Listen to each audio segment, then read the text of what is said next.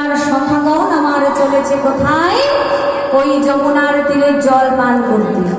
হরিব মাগো, সময়টা কেমন? সময়টা হচ্ছে মধ্যাহ্ন সময়। এই মধ্যাহ্ন সময় কিন্তু জীবের পিপাসাটা একটু বেশি। হরিব দিবসের যেমন তিনটি কাল, তেমনি আমাদের এই মানব জন্মেরও তিনটি কাল। দিবসের কি কি? সকাল, দুপুর, সন্ধে। আর মানব জন্মের কি? বাল্যকাল, যৌবনকাল, বৃদ্ধকাল। সকালবেলা মানে শিশুকাল, আর সন্ধ্যাকাল মানে হচ্ছে ভবপারে যাওয়ার কাল, আর মধ্যাহ্ন সময় দুপুরবেলা মানে আমাদের এই যৌবন। তা আমার সখাগণ কখন চলেছে? মধ্যাহ্ন সময়ে। হরিব মধ্যাহ্ন সময়ে চলেছে জল পান করতে। এই মধ্যাহ্ন সময়ে মানে এই যৌবনকালে জীবের পিপাসাটা একটু বেশি থাকে। জয় রাধা। এইবার সেই পিপাসা নিবারণ করার জন্য সখাগণ চলেছে। এই যে সময়টা মা, এই যে মধ্যাহ্ন সময়, এই সময়টা যদি না বুঝে চলা যায় তাহলে কিন্তু বিপদে পড়তে হবে। তাই তো বারবার বলেছে সাধু সাবধান, ফের করিয়া অবধান। সময় থাকতে থাকতে বুঝে চলো। সমঝে যদি না চলো, বুঝে যদি না চলো, জীবনে চলার পথে যদি ভুল করো, তাহলে সেই ভুল তার মাসুল তোমায় গুনতে হবে। যেই সময়টায়, যেই মধ্যাহ্ন সময় কৃষ্ণকে ধরার সময়, ভগবানকে ধরার সময়, আর সেই সময়ে সখাগণ কৃষ্ণকে ত্যাগ করবে। এটাও কিন্তু একটা জীব শিক্ষা। আমরা কিন্তু সেটাই করি। যেই সময়টা আমাদের কৃষ্ণ ভজনার সময়, সেই সময়টা আমরা নানান কাজে বিলীন করে দিই। ভগবানকে ভজার সময় থাকে না। ঠিক তেমনি ভাবে জীবকে শিক্ষা দেওয়ার জন্য সখাগণ যেই সময়টা কৃষ্ণ ধরার কথা ছিল, সেই সময় কৃষ্ণ না ধরে কৃষ্ণকে একা রেখে এই কৃষ্ণার্ত হৃদয় নিয়ে, পিপাসার্ত হৃদয় নিয়ে চলেছে কোথায়? ওই যমুনার তীরে। কি করবে না? যমুনার শীতল জল পান করে কৃষ্ণার্ত হৃদয়টাকে শীতল করে দেবে। কোথায় চলেছে? যমুনার বেগদাহে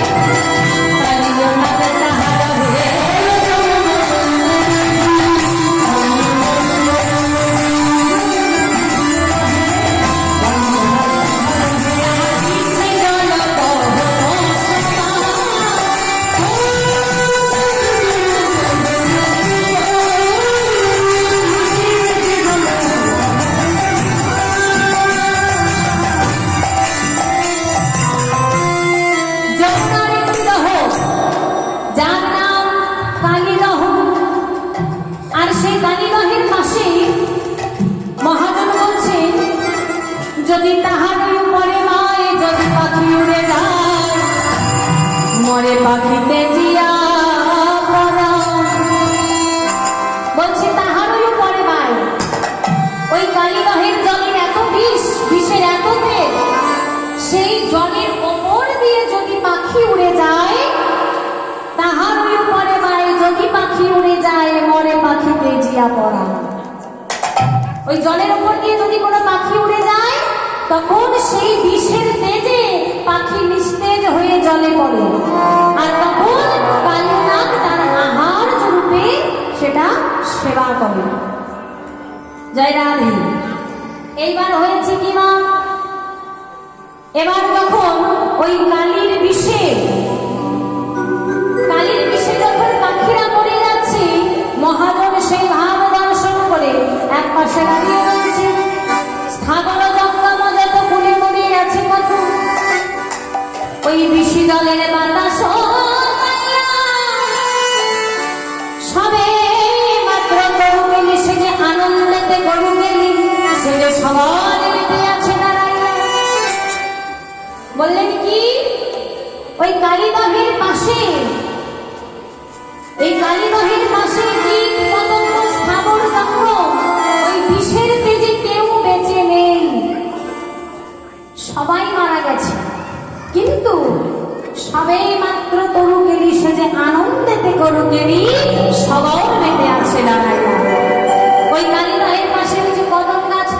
কেলি কদম্ব বৃক্ষ, ওই কদম গাছ সবাই মরে গেছে, কিন্তু এক সুকৃতির কারণে ওই কদম্ব বৃক্ষ এখনো মাথা উঁচু করে দাঁড়িয়ে আছে। জয় রাধে। কোন সুকৃতি? না অমৃতর স্পর্শের কারণে। গরুর যখন রাজ্য থেকে অমৃত এনেছিল, অমৃত আনতে আনতে ক্লান্ত হয়ে ওই কদম্ব বৃক্ষের ডালে বসেছিল। ওই যে মা স্পর্শ পেয়েছে অমৃতের, অমৃতের যদি কেউ স্পর্শ পায় সেটা পান করা লাগে না। হরি বল। অতএব আমাদের এই সংসারে যদি কেউ হরি নামের পরশ পায়, যদি আমার গৌর হরির পরশ পায়, তাকে আর আমার গৌর হরি এই মায়ার জগতে রাখে না, তাকে তখন আপন করে নেয়। ঠিক তেমনি ভাবে ওই যে অমৃতর স্পর্শ পেয়েছিল, অমৃতর স্পর্শে এখনো পর্যন্ত অমর হয়ে আছে সেই কেলি কদম্ব। এইবার ওই কেলি কদম্ব বৃক্ষের তলে সকল শাখাগণ গিয়ে পৌঁছালেন। সকল শাখাগণ গিয়ে যখন পৌঁছালেন, এবার সামনে গিয়ে দেখছে ওই কালীদহের স্বচ্ছ জল, স্বচ্ছ শীতল জল দেখে সখাদের পিপাসা আরো দ্বিগুণ বর্ধিত হয়ে গেল। এইবার সখাগণের পিপাসা যখন দ্বিগুণ বর্ধিত হয়েছে, আর কি থাকা যায়? খিদের সময় যদি ভালো ভালো খাবার পাই থাকা যাবে? মনে হবে কতক্ষণে খাবো। তাই এইবার ওই স্বচ্ছ শীতল জল দেখে পিপাসা দ্বিগুণ বর্ধিত হয়ে গেল। আর তখন সখারা আস্তে আস্তে যে যেমন ভাবে পারলো ওই নদীতে নেমে এইবার সকলে মিলে জল পান করলো যেমন খুশি। এবার যেই না জল পান করেছে, জল পান করা মাত্রই সকলে চিৎকার করে বলে উঠল, কানা!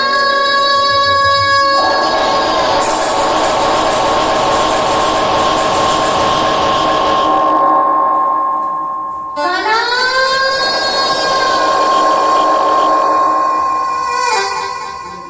কানাই তুই কোথায়? প্রাণে জলে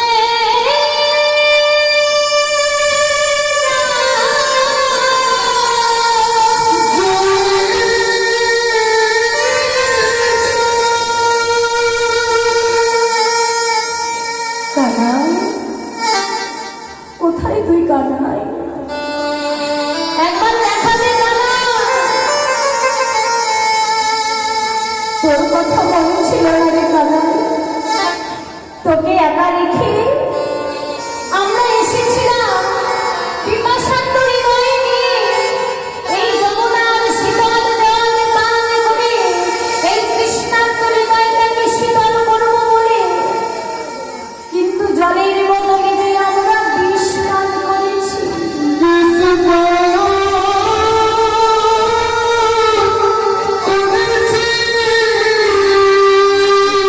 কানা! একবার দেখা দে কানা! গলা যে শুকিয়ে আসছে কানাই, চারিদিক যেন অন্ধকার দেখছি। কানাই, তোকে ডাকতে পারছি না, বাদ রুদ্ধ হয়ে যাচ্ছে। কানাই, একবার দেখা দে কানাই, একবার দেখা দে। সকলে নিস্তেজ হয়ে পড়েছে। ওই বিষ জল পান করে সকলে নিস্তেজ হয়ে পড়েছে। কানাইয়ের পরম সখা মধুমঙ্গল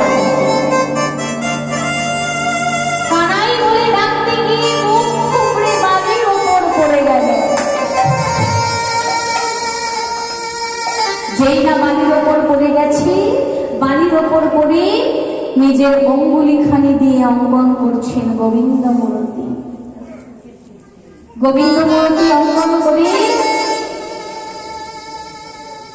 কানাই কি বলছে, কানাই রে, আর বোধহয় তোর সাথে আমার দেখা হবে না, আর বোধহয় তোর সাথে আমার সাক্ষাৎ হবে না। কানাই, আমি তোর পরম সখা মধুমঙ্গল,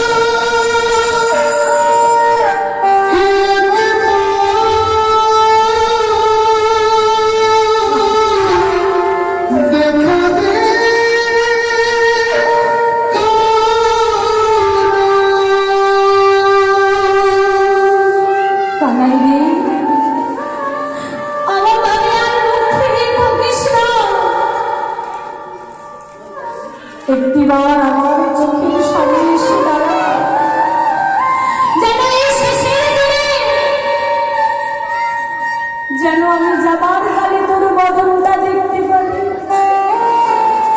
একেবারে দাঁড়ায় আমার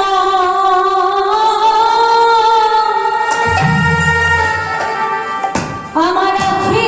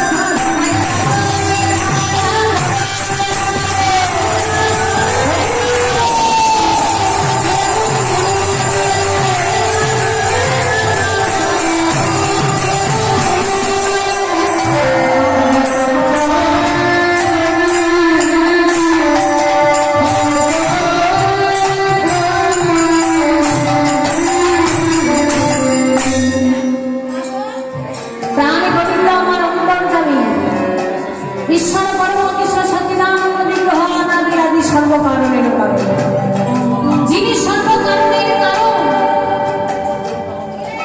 যিনি এই বিশ্ব চরাচরের মালিক, তার তো অজানা কিছু নেই। সখাগণ যখন এক এক করে ওই গাড়িবাহীর বিষের ভারে কারো বা অর্ধদেহ নিরে, কারো বা অর্ধদেহ নিরে এমন ভাবে যখন পড়ে আছি, প্রাণ গোবিন্দ আমার অন্তর্যামী বিলম্ব হে কৃষ্ণ আইলে হে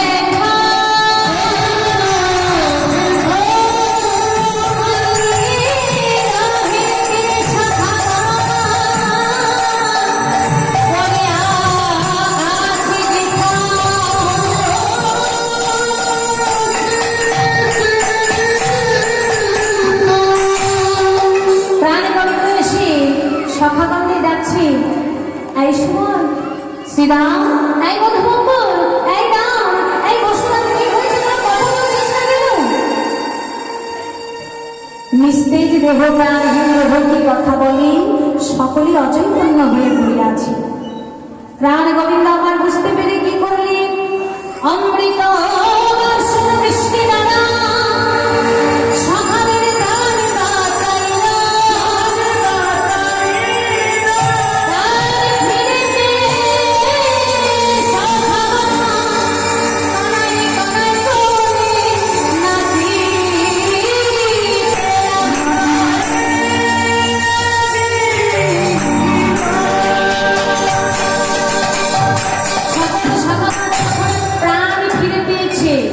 প্রাণ ফিরে পেয়ে কানাইকে বলছে, এই কানাই, তোর তো অনেক গুণের কথা শুনেছি। তুই দামানা ভক্ষণ করেছিস, তুই বকাসুর বধ করেছিস, তুই শকটাসুর বধ করেছিস, পুতনা বধ করেছিস, কিন্তু তুই যে মরা মানুষ বাঁচিয়ে তুলতে পারিস এটা তো আমাদের জানা ছিল না। বলছে, যাক ভালোই হয়েছে, তাহলে আমরা বৃন্দাবনে আজ থেকে সকলকে চিৎকার করে বলবো, শোনো শোনো ব্রজবাসী, আমাদের ভাই কানাই আছে,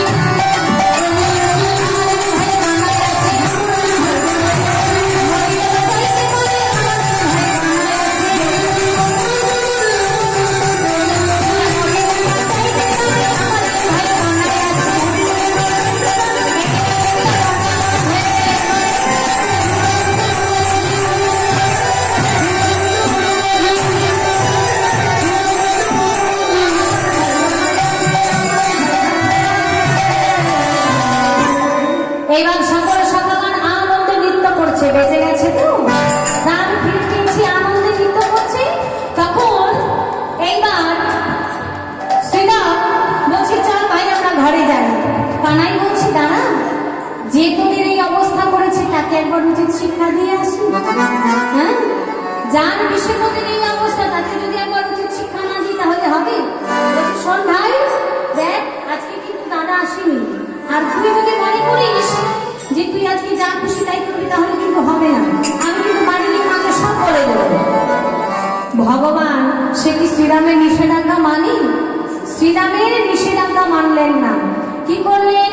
শ্রীরামের হাত ছেড়ে দিয়ে এক লাফে সদা কদম্ব বৃক্ষের ডালে উঠে পড়লেন। এবার কদম্ব বৃক্ষের ডালে উঠে কি করলেন? আরে তাহার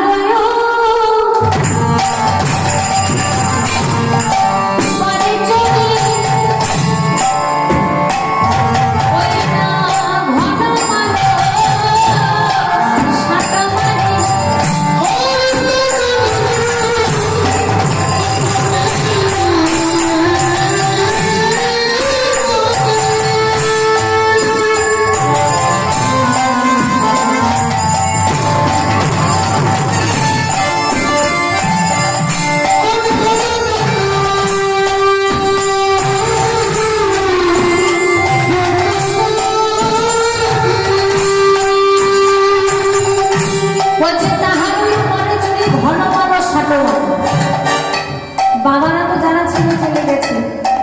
যাই হোক, এই যে মাল শাক মানে কি জানো মায়েরা? মায়েরা জানবে না, বুঝবে না, আমি একটু বলে দিচ্ছি। হ্যাঁ, মাল শাক হলো বাঙালিদের ধুতি পরার একটা নিয়ম। ধুতি পরার তিন রকম নিয়ম আছে। একটা হচ্ছে ফুল কোচা, একটা গোল কোচা,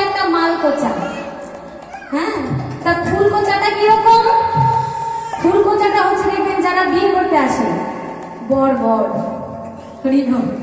বর যারা আসে তারা ধুতি পরে তো, এবার ধুতি পরে হাতে কি থাকে, একটা কুচির মতো থাকে না, থাকে না এরকম, বর এরকম ভাবে আসে তো, তা এটাকে বলা হয় ফুলকোচা। এই ধুতিটাকে বলা হয় ফুলকোচা, মানে এটা ছোট তো হচ্ছে না, যাই হোক দেখালাম। তা এটা হচ্ছে ফুলকোচা। আর কোলকোচা কোনটা, যেটা সর্বসাধারণ পরে থাকে, যাকে ধুতি পরা বলে, যেটা আমরা দেখে থাকি। এই যে যেমন দাদাভাই পড়েছে, এখানে দাদাভাই পড়েছে, এখানে সবাই যেগুলো পরে আছে, এটা হচ্ছে কোলকোচা। আর আরেকটা বললো কি মালকোচা, যেটা আমার প্রাণ গোবিন্দ ওই কদম গাছের ডালে উঠে তাহারই উপরে চলে ঘন মানস সাথে মাল শাক, মালকোচা। মালকোচাটা কিরকম, মালকোচাটা হচ্ছে যারা এমনি ধুতি পরেছে, এই ধুতি পরলো তো, এবার ধুতি পরে এবার এই যে বাকি যে অংশটা, এই অংশটা আমরা ভাঁজ করে, ভালো করে লক্ষ্য করবে, যদিও আমি ধুতি করতে পারি না। এবার সুন্দর করে ভাঁজ করে এরকম বাকি কাপড়টা এইভাবে একটা টাইট দিয়ে বেঁধে নিল, মানে নিচে একটা আটো সাটো, এমন ভাবে দেখেছো না ধুতি পরা? অনেক বাবারা এইভাবে মানে কাজ করার জন্য, মানে এবার প্রাণ গোবিন্দ তো যুদ্ধ করবে যাতে শরীরটা একটু আটো সাটো হয়, এইবার এমন সুন্দর করে টাইট করে বেঁধে নিল। এইবারে ঝাঁপে দিলে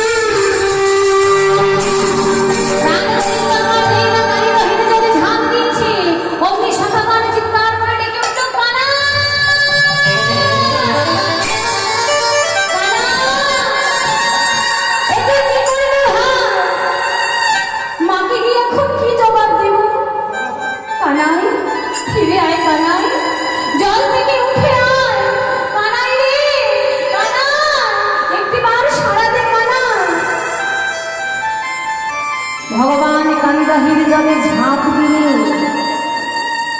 সখারা চিৎকার করে কান্নাকাটি শুরু করল। আর এইদিকে কান্নাকাটি যখন করছে, আস্তে আস্তে ব্রজবাসী সকলে খবর পেয়ে গেল। এবার ব্রজবাসী যখন সকলে খবর পেয়েছি আজকে বৃন্দাবনের অবস্থাটি কেমন, বৃন্দাবনের অবস্থা আজকে চারিদিক অন্ধকার হয়ে এসেছে, আর চারিদিকে সাপের আনাগোনা। কেমন ভাবে দিবসে আধারু গগন সঘনে সবার নিরিখে রুধির বলিখে আজ পথে পথে ঘরে পথে পথে ঘরে দিবসে আধার বকুল নগর সঘনে কাপড়ে মহি। দিবস অর্থাৎ দিন, আধার অর্থাৎ অন্ধকার। আজ দিনের বেলায় ঘোর অন্ধকার নেমে এসেছে। সবার সামনে রুধির পরীক্ষে, রুধির অর্থাৎ রক্ত, সবার চোখের সামনে মনে হচ্ছে যেন রক্ত ঝরছে। সঘনে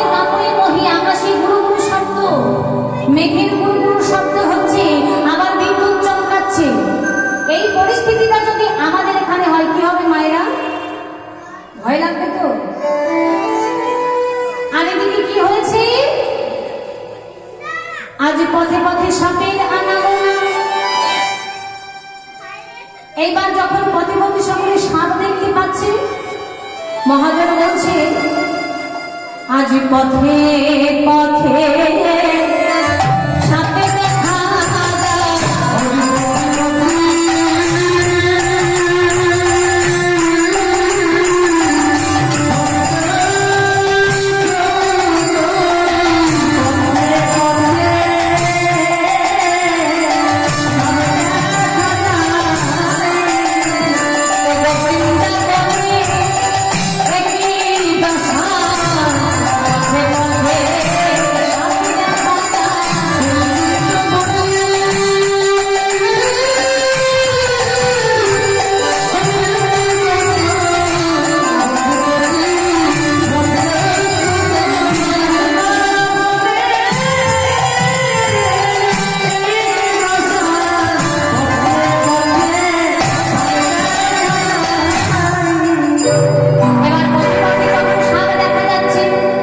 যশোমতী কহে দারুণ স্বপ্ন দেখিল নিশির শেষে।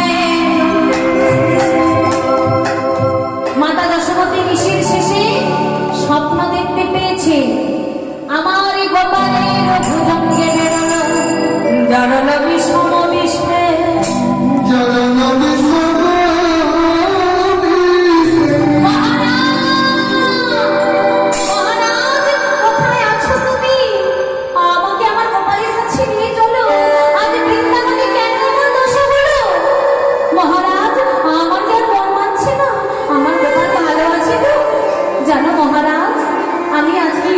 ভোরবেলায় একটা দুঃস্বপ্ন দেখেছি।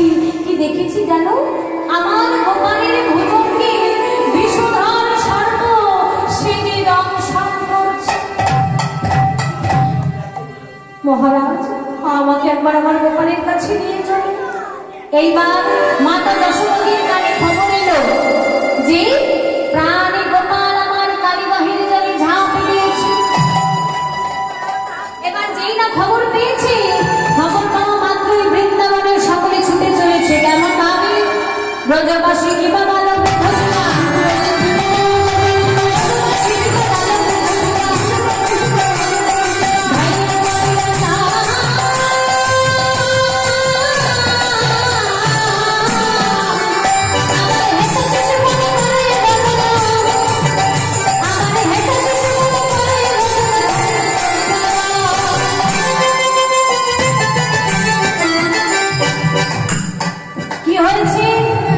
ব্রজবাসী সকলে শুনে ছুটতে ছুটতে ছুটতে ছুটতে কালীবাহির তীরে উপনীত হয়েছে।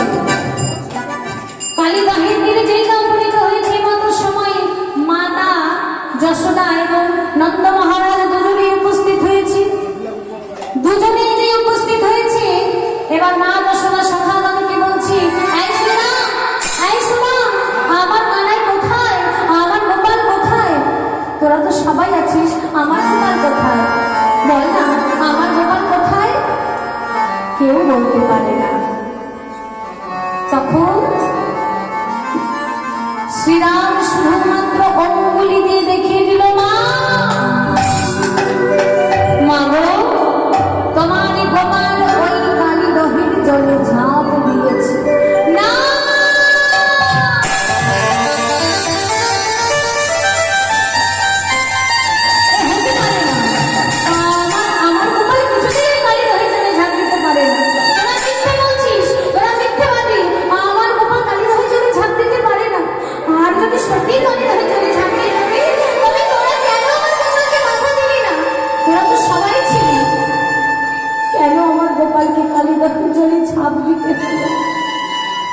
কেন আমার গোপালকে তোরা বাধা দিলি না? গোপাল রে, একবার আমার কাছে ফিরে আয় বাবা, জল থেকে উঠে আয়। তুই যে আমার কথা না মেনে ওই কালীদহের জলে ঝাঁপ দিয়েছিস, তুই কি জানিস না বাবা, তুই ছাড়া যে আর আমার কেউ নেই। আমি কাকে নিয়ে থাকবো? আমাকে কে মা বলে ডাকবে? গোপাল, একটিবার সারা দিয়ে ফিরে আয়। মা যশোদা মা হাউ হাউ করে কান্না করছে। এমতো সময় দাদা বলরাম এসেছে। মা, মা গো, তুমি অমন ভাবে কেঁদো না মা। তুমি তোমার কানাইকে চেনো না, তুমি তোমার গোপালকে চেনো না। কিচ্ছু হবে না, দেখবে ও ঠিক জল থেকে উঠে আসবে, আর উঠে এসে তোমায় মা বলে ডাকবে। বলরাম সবাইকে প্রবোধ দিলেন, তোমরা শান্ত হও। এই যে ব্রতবাসী, তোমরা শান্ত হও। আমার গোপালের, আমার ভাইয়ের কিছু হবে না, কানাইয়ের কিছু হবে না, চিন্তা করো না। যখন প্রবোধ দিল সকলে শান্ত হলো। এইদিকে প্রাণ গোবিন্দ আমার যেই না কদম গাছ থেকে ঝাঁপ দিয়েছে, আর অগ্নি জলের মধ্যে ঝপ করে একটা আওয়াজ হয়েছে। আচ্ছা মায়েরা, একটা জল ভর্তি পুকুরে যদি একটা ঢিল ছোড়া হয় কেমন আওয়াজ হবে? টুক করে আওয়াজ হয়, তাই না? তা এতদিন ওই পাখি উড়ে যেত আর টুক করে আওয়াজ হতো, আর আজকে বড় সড় একটা জিনিস পড়েছে, এবার জলের মধ্যে ঝপ করে আওয়াজ হয়েছে। জলে বড় ইট ফেলে ঝপ করে আওয়াজ হবে না?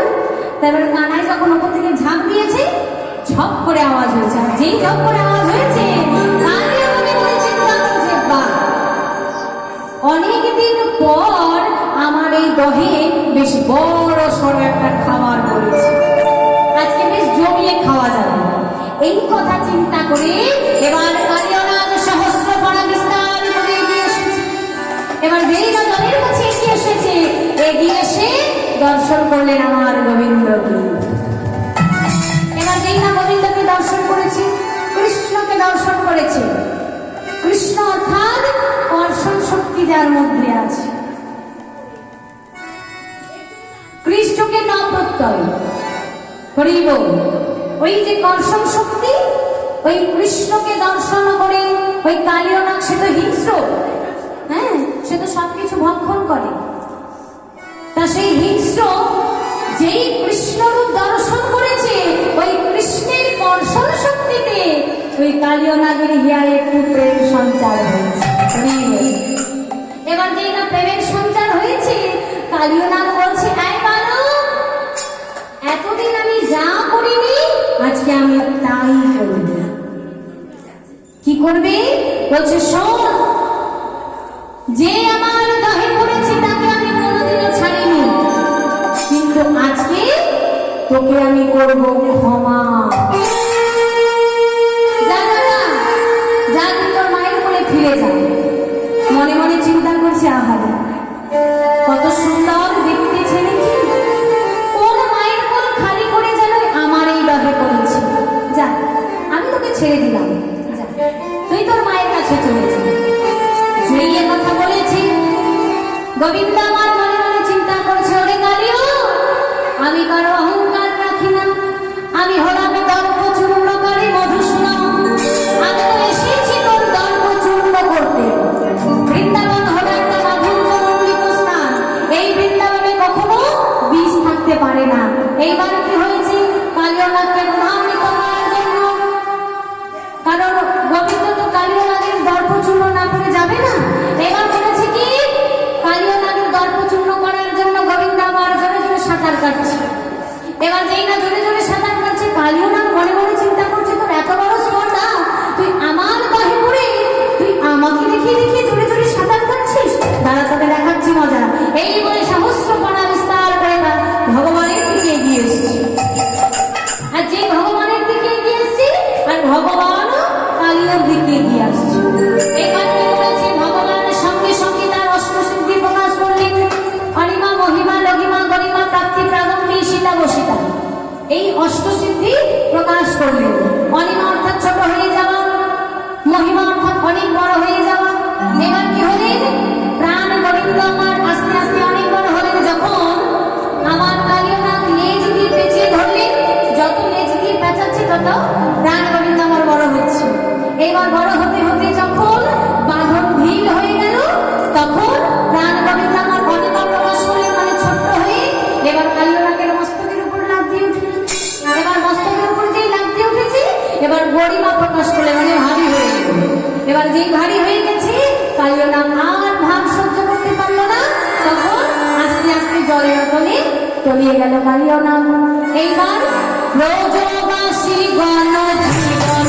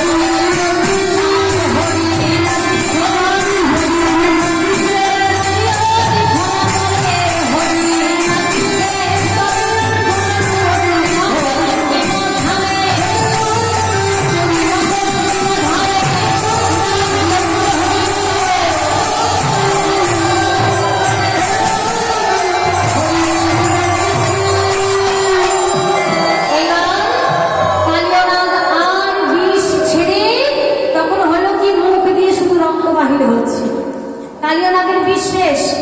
এবার যখন প্রতি ধনায় ধনায় দমন করলেন গোবিন্দ আমার